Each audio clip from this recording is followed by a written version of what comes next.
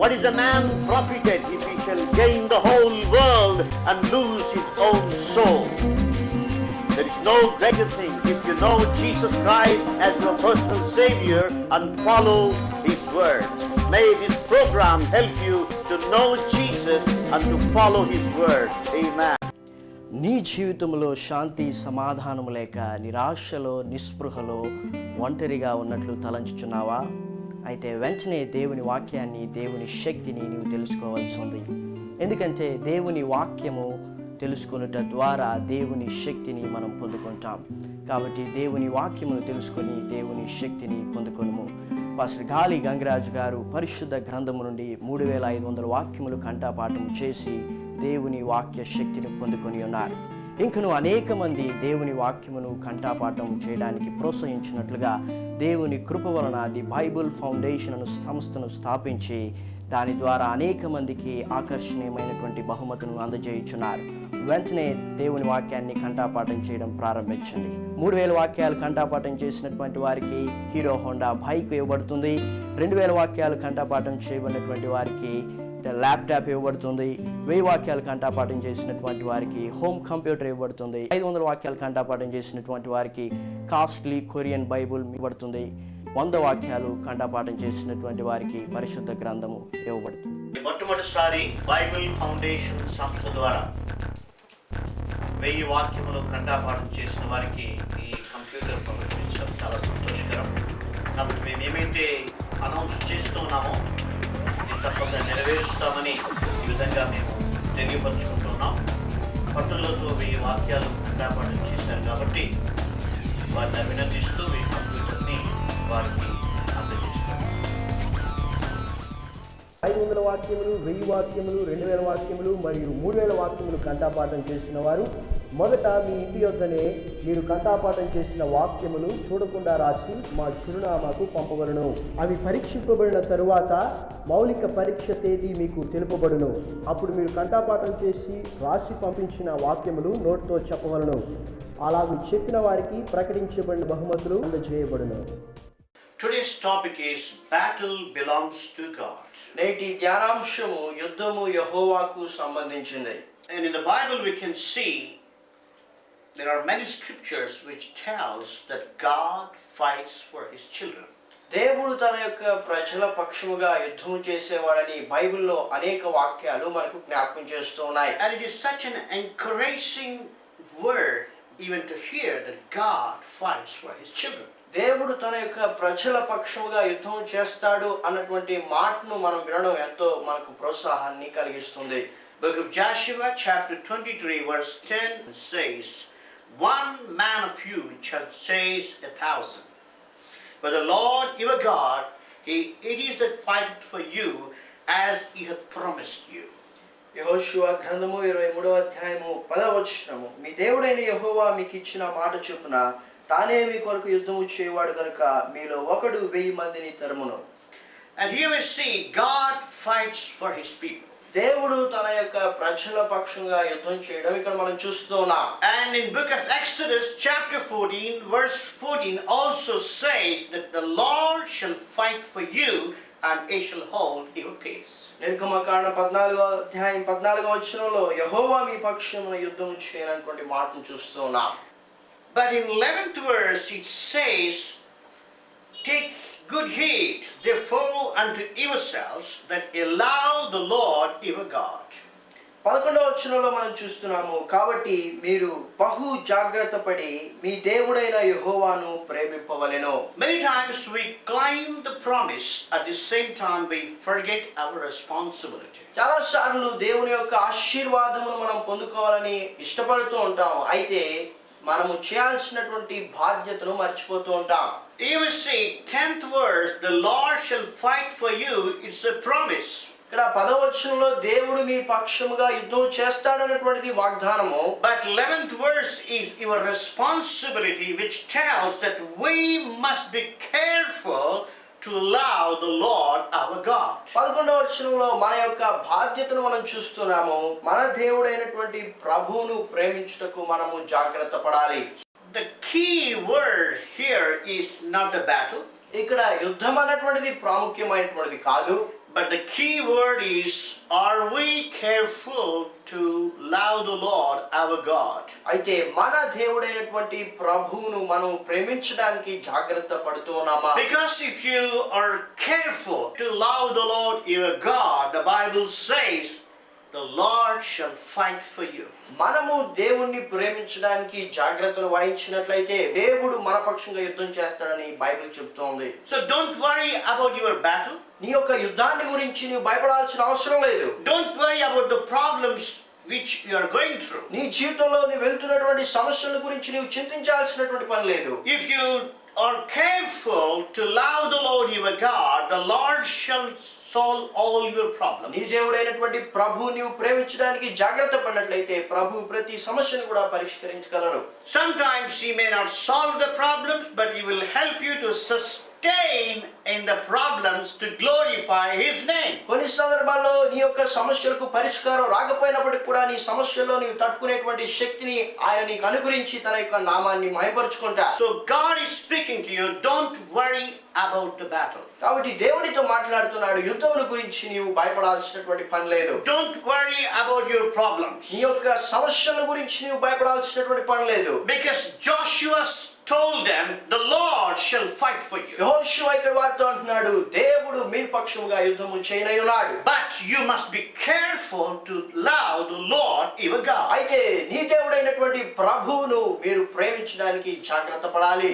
And how can we love the Lord? మనము దేవుని ఏ విధంగా ప్రేమించగలము? If you ask anybody, most of the Christians say that they do love the Lord. చాలా మంది విశ్వాసులు మేము దేవుని ప్రేమిస్తూ ఉంటామని చెప్తూ ఉంటారు. Remember, God is expecting a kind of love from you according to his word. దేవుడు తన యొక్క వాక్య ప్రకారం మనం ప్రేమించాలని ఆయన కోరుతూ ఉన్నాడు. There's a reason you must know the word so that you may know the power. అందుకే మనం దేవుని వాక్యమును తెలుసుకునే ద్వారా దేవుని యొక్క శక్తిని పొందుకుంటాం. I want to show an example. ఒక ఉదాహరణ చెప్పాలని ఆశిస్తున్నాను. Once I met a Hindu saint.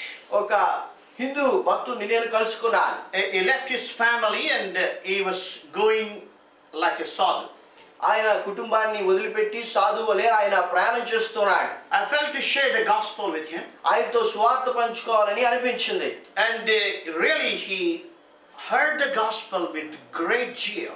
ఆయన ఎంతో ఆసక్తితో దేవుని యొక్క సువార్తను విన్నాడు. And immediately he told me he wants to love the Lord Jesus Christ. వెంటనే ఆయన నేను యేసు క్రీస్తును ప్రేమించాలా అని చెప్పాడు. Because when he understood Christ died for his sins on the cross, he felt Jesus is so loving God and he wants to follow Jesus.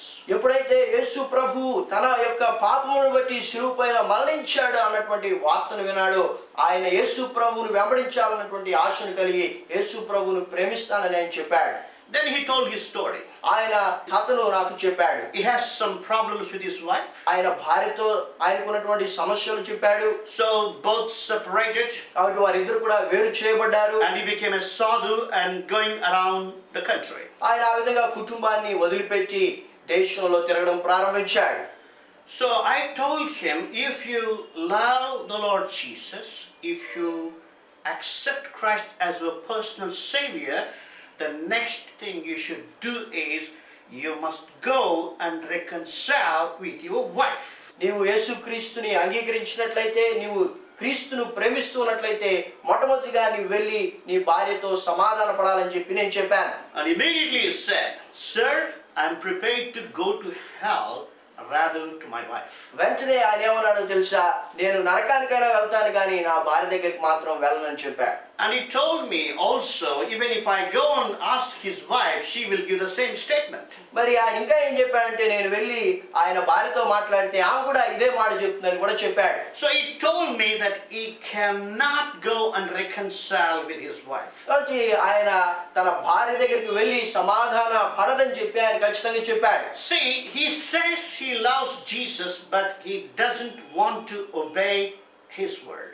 గమనించండి, ఆ యొక్క సాధువు యేసు ప్రభుని ప్రేమిస్తున్నానని చెప్తున్నాడు కానీ ఆయన యొక్క మాటకు ఆజ్ఞకు విధేయత చూపడానికి ఇష్టపడడం లేదు. In the same way, many of us, we say with our lips, Lord, we love you, but we don't obey His word. అయితే మనలో కూడా అనేక మంది ఆ విధంగా ప్రభువా నిన్ను ప్రేమిస్తూ ఉన్నానని చెప్పి మన పెదవులతో చెప్తూ ఉంటాం, కానీ ఆయన యొక్క మాటను మనము లోబడడం లేదు. There's a reason prophet Isaiah said, these people honors me with their lips, but their heart is far from me. అందుకే ప్రవక్త అయినటువంటి యెషయా ఈ విధంగా ప్రవచిస్తూ ఉన్నాడు, ఈ ప్రజలు తమ యొక్క పెదవులతో వారు నన్ను ప్రేమిస్తున్నారని చెప్తున్నారు, కానీ వారి యొక్క హృదయములు నాకు దూరంగా ఉన్నాయి. So today God is speaking to you.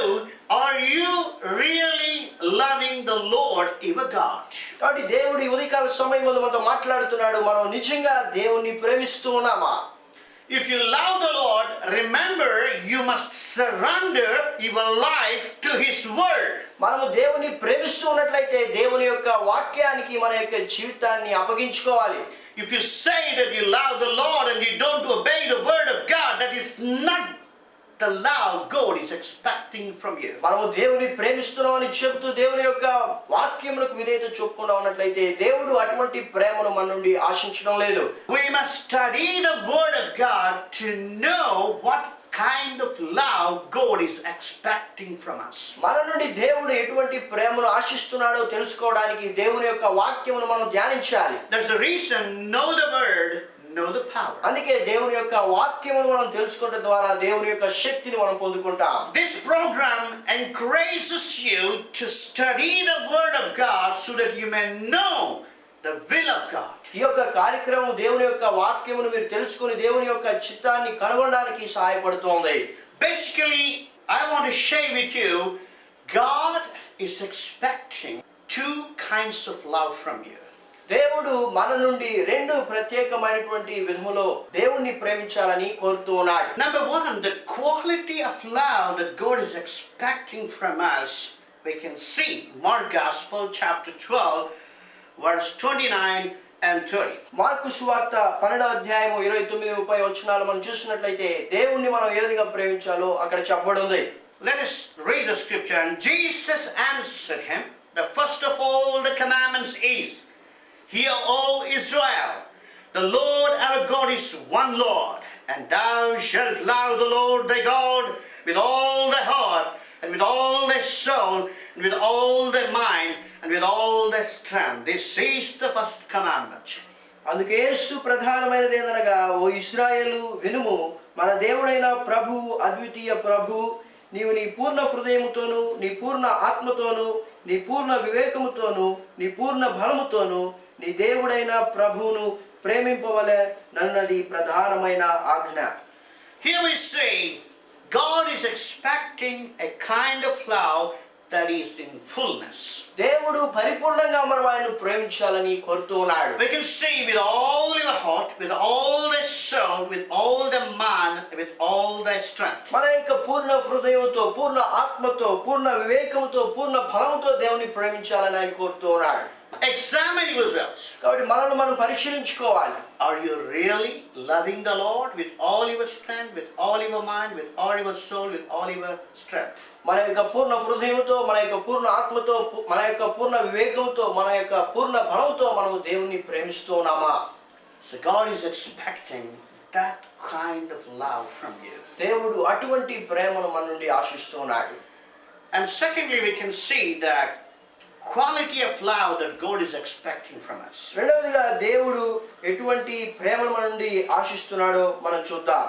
Matthew Gospel chapter 10 verse 37 says, He that loveth father mother more than me is not worthy of me, and he that loveth son or daughter more than me is not worthy of me. మత్తయి సువార్త 10వ అధ్యాయము 37వ వచనము, తండ్రి నాయనను తల్లి నాయనను నాకంటే ఎక్కువగా ప్రేమించువాడు నాకు పాత్రుడు కాదు, కుమారుడైనను కుమార్తెనైనను నాకంటే ఎక్కువగా ప్రేమించువాడు నాకు పాత్రుడు కాడు. Here we see the quality of love that God is expecting from you, that you should not love anything, anybody in this earth more than Jesus Christ. ఇక్కడ మనం చూసినట్లయితే మనము దేవుని కంటే కూడా ఎవరిని దేనిని కూడా ఎక్కువగా ప్రేమించకూడదని దేవుడు మన నుండి కోరుతున్నాడు. Including your daughter, your son, including the very close relationships. మనతో ఉన్నటువంటి సన్నిహితమైనటువంటి సంబంధులు అయితేనేమి, కుమారుని అయితేనేమి, కుమార్తెను అయితేనేమి, వీరందరికంటే కూడా దేవుణ్ణి మనం ఎక్కువగా ప్రేమించాలి. We all know that in this world the close relationship is father and mother and son and daughter. ఈ యొక్క లోకంలో తండ్రి, తల్లి, కుమారుడు, కుమార్తె మధ్య ఎంతో సన్నిహితమైనటువంటి సంబంధం ఉంటుందని మనందరికీ కూడా తెలుసు. And even in other scripture, Jesus also said that you must love the Lord more than your wife. మరొక వాక్య భాగంలో యేసు ప్రభు అన్నారు, నీ యొక్క భార్య కంటే కూడా నీవు దేవుని ఎక్కువగా ప్రేమించాలి. So God is expecting you to love Him with such a great quantity and quality. కాబట్టి దేవుడు మనము అన్నిటికంటే ఎక్కువగా మరి నాణ్యముగా ప్రేమించాలని ఆయన కోరుతున్నాడు. So if you love the Lord your God, don't ever bring anything between God and you. దేవుని మనం అటువంటి ప్రేమతో ప్రేమిస్తున్నట్లయితే దేవునికి మనకు మధ్య ఎవరు కూడా అడ్డుగా ఉండకూడదు. You must know that God is expecting you to love Him more than anything on this earth.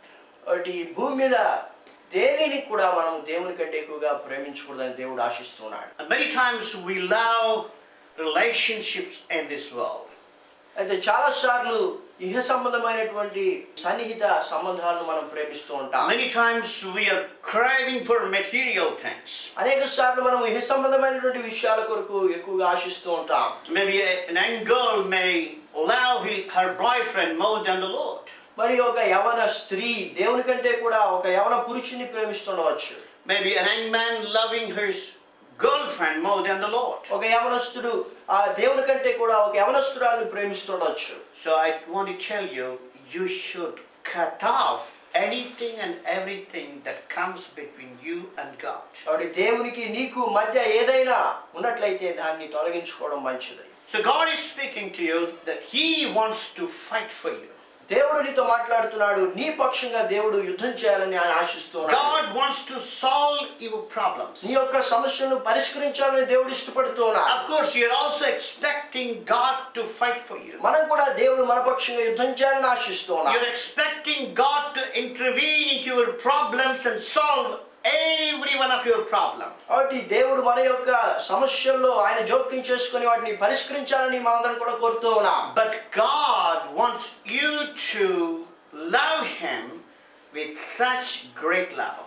మనమందరం కూడా అటువంటి గొప్ప ప్రేమతో దేవుణ్ణి ప్రేమించాలని ఆయన కోరుతూ ఉన్నాడు. I want you to memorize these two scriptures. ఈ యొక్క రెండు వాక్య భాగములను కూడా కంఠావడం చేయాలని కోరుతూ ఉన్నాడు. Because these two scriptures will help you to understand what kind of love that God is expecting from you. ఈ యొక్క రెండు వాక్య భాగములు కూడా దేవుడు మన నుండి ఎటువంటి ప్రేమను ఆశిస్తున్నాడో మనకు స్పష్టంగా తెలియజేస్తున్నాయి. Mark Gospel chapter 12 verse 29 and 30. Mark సువార్త 12వ అధ్యాయం 29వ వచనము 30వ వచనము. That tells us the quantity of love that God is expecting from us. మనం ఎటువంటి గొప్ప ప్రేమను కలిగి ఉండాలో ఇక్కడ దేవుడు మనకు తెలియజేస్తున్నాడు. And Matthew Gospel chapter 10 verse 37 reveals the quality of love that God is expecting from us. మత్తయి సువార్త 10వ అధ్యాయం 37వ వచనంలో మనము ఎటువంటి ప్రేమను కలిగి ఉండాలో దేవుడు మనకు తెలియజేస్తున్నాడు. So let us examine ourselves.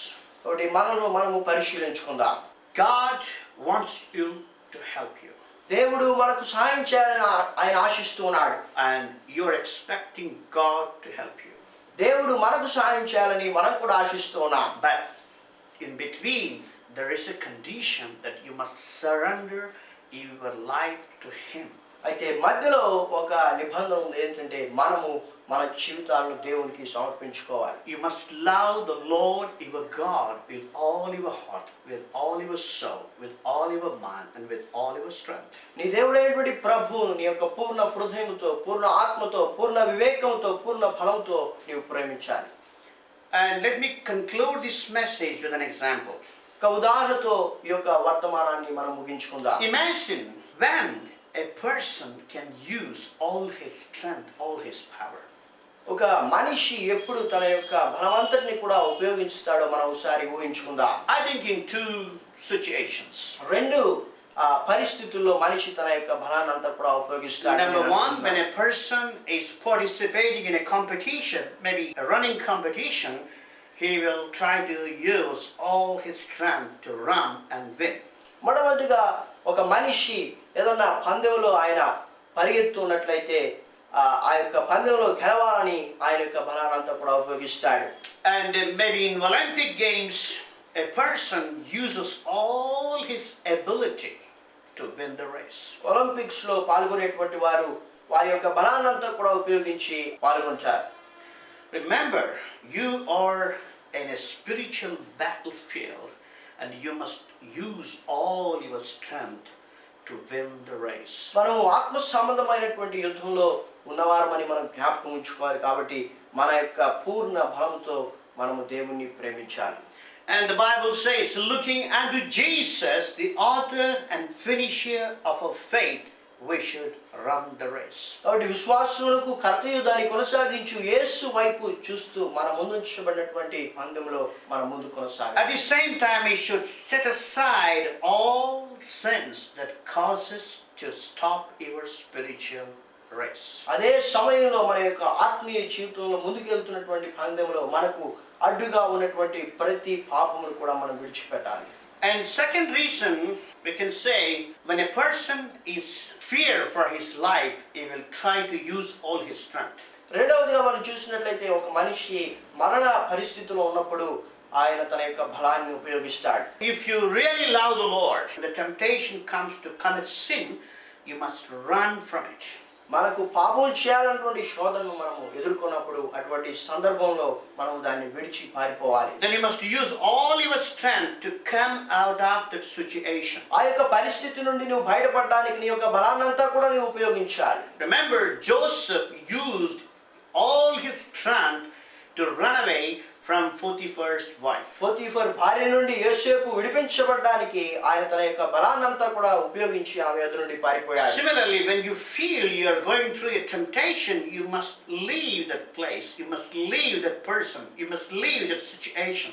అదేవిధంగా మనం కూడా శోధనను ఎదుర్కొంటూ ఉన్నామని గుర్తించినప్పుడు ఆ యొక్క స్థలాన్ని అయితేనేమి ఆ యొక్క వ్యక్తిని అయితేనేమి విడిచి మనం పారిపోయే వారిగా ఉండాలి. Don't say blindly, no problem, I will go there and nothing will happen to me. గుడ్డిగా నేను అక్కడికి వెళ్తాను నాకేమీ కాదని మాత్రం ఎప్పుడు చెప్పొద్దు. That is foolishness. అది వెర్రితనము.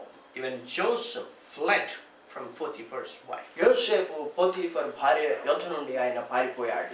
God will help us to escape from the temptation. ఈ యొక్క శోధన నుండి మనం విడిపించబడడానికి బయటికి రావడానికి దేవుడు మనకు సహాయం చేస్తాడు. If you ask God, He will make a way. ఆయన మనం అడిగినట్లయితే ఆయన మనకు మార్గాన్ని చూపిస్తాడు. So when we ask God to help us to love Him with all our heart, with all our strength, with all our mind, and with all our soul, certainly God will help us. మన యొక్క పూర్ణ హృదయంతో, పూర్ణ ఆత్మతో, పూర్ణ వివేకంతో, పూర్ణ బలంతో ప్రభువా నిన్ను ప్రేమించడానికి సహాయం చేయమని ఆయన అడిగినప్పుడు ఆయన తప్పకుండా సహాయం చేస్తాడు. And we ask many things except this thing. మనం అనేక విషయాలు అడుగుతూ ఉంటాం కానీ అయితే ప్రాముఖ్యమైనటువంటి విషయాన్ని అడగడం మర్చిపోతూ ఉంటాం. I want to encourage you, ask the Lord to help you to love Him according to His expectation. దేవుడు మనల్ని కోరుకుంటున్నటువంటి విధంలో మనం ఆయన ప్రేమించాలని చెప్పి ఆయన అడిగినప్పుడు ఆయన సహాయం చేస్తాడు. Let's pray. ప్రార్థన చేసుకుందాం. Our lovingly Heavenly Father, మమ్మల్ని ప్రేమిస్తున్న పరలోకపు తండ్రి, we heard the battle belongs to you. యుద్ధము మీకు సంబంధించిందని మీ వాక్యంలో చూసి ఉన్నాం. Yes, Lord, we have seen in your word many times you fought for your children. అవును ప్రభువా, మీ వాక్యంలో మేము చూసాం మీ ప్రజల పక్షిగా మీరు అనేక సార్లు యుద్ధం చేశారు. And Lord, there are people who are going through battles. అవును ప్రభువా, యుద్ధంలో ఉంటున్నటువంటి వారు అనేక మంది ఉన్నారు. There are people who are struggling with so many problems. అనేక సమస్యల చేత సతమతమవుతున్నటువంటి ప్రజలు ఉన్నారు. They need your help, me Lord. యొక్క సహాయం వారికి అవసరం. Lord, help us to love you with all our heart, with all our soul, with all our mind, and with all our strength. ప్రభువా, మా యొక్క పూర్ణ హృదయంతో, పూర్ణ ఆత్మతో, పూర్ణ వివేకంతో, పూర్ణ బలముతో మిమ్మల్ని ప్రేమించడానికి సహాయం చేయండి. Lord, help us to love you more than anything and more than anybody. ప్రభువా, ఈ లోకంలో అందరికంటే కూడా ప్రతి దానికంటే కూడా ఎక్కువగా మిమ్మల్ని ప్రేమించడానికి సహాయం చేయండి. Lord, help us to know your me word. యొక్క వాక్యాన్ని తెలుసుకున్నట్టుకు సహాయం Help చేయండి. us to obey your me word యొక్క వాక్యానికి విధేయత చూపుటకు సహాయం so చేయండి. that we may see your power in our lives. తద్వారా మీ యొక్క శక్తిని మా యొక్క జీవితాల్లో మేము చూచుటకు సహాయం చేయండి. I pray for the people who are praying with this kind of heart, ఇటువంటి హృదయంతో ప్రార్థన చేస్తున్నటువంటి వారి కొరకు ప్రార్థన చేస్తాం. Lord, give them healing. వారికి స్వస్థతను కలిగి చేయండి. Lord, meet their financial needs. వారి యొక్క ఆర్థిక అవసరతలు మీరు తీర్చండి. But above all, meet their spiritual needs. అయితే అన్నిటికంటే ప్రాముఖ్యముగా వారి యొక్క ఆత్మ సంబంధమైనటువంటి అవసరతలను తీర్చండి. Help them to love your word. ఈ యొక్క వాక్యమును ప్రేమించుటకు సహాయం Help చేయండి. them to love your presence so that they may spend time in prayer. మీ యొక్క ప్రసన్నతను ప్రేమించుటకు సహాయం చేయండి. తద్వారా ప్రార్థనలో వారు సమయాన్ని గడుపుటకు కృప చూపించండి. And Lord, help us to obey you all the days of our life. మా యొక్క జీవితకాలం అంతా కూడా మీకు విధేయత చూపుటకు సహాయం చేయండి. Lord, remove every kind of sin and hindrance which is between you and your people. ప్రభువా, మీ ప్రజలకు మీకు మధ్య ఉన్నటువంటి ప్రతి విధమైనటువంటి పాపమును, ప్రతి విధమైనటువంటి అడ్డును తీసివేయండి. In Jesus' name I pray. యేసు నామమున ప్రార్థిస్తున్నాను తండ్రి. Amen. ఆమేన్. మనిషి పెంచుకోకు నీ కోపం, అది హద్దులు మీరితే పాపం. అది అందరిలో ఉన్న లోపం, అది వస్తే మారుతుంది మనిషి రూపం. చెప్పవచ్చును ఏదో ఒక నెపం, అయినా అది దిగజార్చే కూపం. బైబిల్ వాక్యమే మనిషికి దీపం, పోతుంది ఆ కోపం చదివి చేస్తే జపం. మనిషి పెంచుకోకు నీ కోపం, అది హద్దులు మీరితే పాపం. అది అందరిలో ఉన్న లోపం, అది వస్తే మారుతుంది మనిషి రూపం. చెప్పవచ్చును ఏదో ఒక నెపం, అయినా అది దిగజార్చే కూపం. బైబిల్ వాక్యమే మనిషికి దీపం, పోతుంది ఆ కోపం చదివి చేస్తే జపం. 500 వాక్యములు, 1000 వాక్యములు, 2000 వాక్యములు మరియు 3000 వాక్యములు కంఠాపాఠం చేసిన వారు మొదట మీ ఇంటి యొద్దనే మీరు కంఠాపాఠం చేసిన వాక్యములు చూడకుండా రాసి మా చిరునామాకు పంపబడును. అవి పరీక్షింపబడిన తరువాత మౌలిక పరీక్ష తేదీ మీకు తెలుపబడును. అప్పుడు మీరు కంఠాపాఠం చేసి రాసి పంపించిన వాక్యములు నోటితో చెప్పవలను. అలాగూ చెప్పిన వారికి ప్రకటించబడిన బహుమతులు అందజేయబడును. ఎక్కడున్నారు దొంగలు పుస్తకమునందు ఆంధ్రప్రదేశ్ నేరస్తుల మధ్య సంచలనం సృష్టించిన నవల మరియు పాస్టర్ గాలి గంగరాజు గారి సాక్ష్యము ఉన్నది. మరియు వాక్యానుసారమైన ప్రార్థనలు అని ఈ పుస్తకమునందు వాక్యానుసారమైన ప్రార్థనలు ఉన్నవి. మరియు ఈ యొక్క పుస్తకము వాక్యమును కంఠాపాఠం చేయుటకు ప్రయోజనకరముగా ఉండును. ప్రభు కృపను బట్టి ఈ యొక్క పుస్తకము దేశ విదేశములలో అనేక మందికి ఆశీర్వాదకరంగా ఉన్నది. ఈ పుస్తకములు కావలసిన వారు స్క్రీన్ పైన ఉన్న మా చిరునామాకు 100 రూపాయల డొనేషన్ పంపించి కొనుగొనగలరు. Our ministry is giving gifts to encourage people to memorize the Word of God. If you are inspired to support this ministry, you can send your donations to our address. Our address is the Bible Foundation, Post Box number 13, Tirupati 517507, Andhra Pradesh, India. Our email addresses gali@jesusanswers.com and davidevangelist@hotmail.com. Our mobile numbers 94400 and 94900898824. You can visit our website at www.thebiblefoundation.com.